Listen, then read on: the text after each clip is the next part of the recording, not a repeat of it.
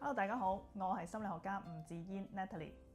喂，有冇試過咧，同一個人明明曖昧緊，又或者咧啱啱開始拍拖嘅時候都好地地㗎，但係咧當對方一開始想同你深入交流嘅時候咧，你就唔知點解好似驚驚地，有種想逃避嘅傾向。佢咧 send 個千字文向你表達嘅時候，你就已讀不回。佢問下你，喂，你聽日去邊啊？咁你就覺得咧壓力好大啦。佢想同你講下內心嘅感覺，你就會即刻揾藉口去廁所。當你嘗試同身邊嘅朋友分享嘅時候咧，佢哋會話乜你咁渣㗎？但係其實好多人都唔明白，你心裡面其實好矛盾嘅。你並唔係唔愛對方，只係覺得咧太近啦，個感覺好窒息。今日咧，我哋要一齊為逃避型人格平反下，點解你越愛一個人，反而咧越想逃跑？逃避型依附之所以形成，通常係因為咧有一個情感失靈嘅屋企人。細個嗰陣時咧，當你喊啦，當你驚，又或者想要攬下嘅時候咧，父母嘅反應可能係喊咩啫？自己解決啦，又或者好小事啫嘛，有咩好喊啫？慢慢咧，你就會學識一套咧生存嘅邏輯啦。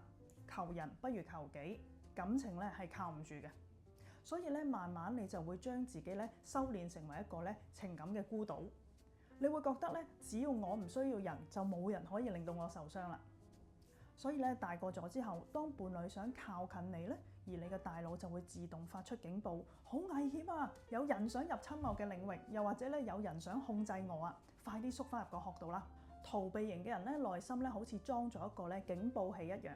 一般人拍拖咧，佢哋嘅目標想兩個人變為一體，但係逃避型嘅人拍拖咧，佢就會想喺唔影響獨立嘅前提底下揾個人陪下自己。一旦對方咧跨越嗰條所謂嘅安全線，譬如話佢會開始問你嘅行程啊，要你每日報到啊，又或者咧對你太好啦，你就會覺得哇，我還唔起噃，然後咧就會自動啟動咗嗰個咧挑剔嘅模式啦。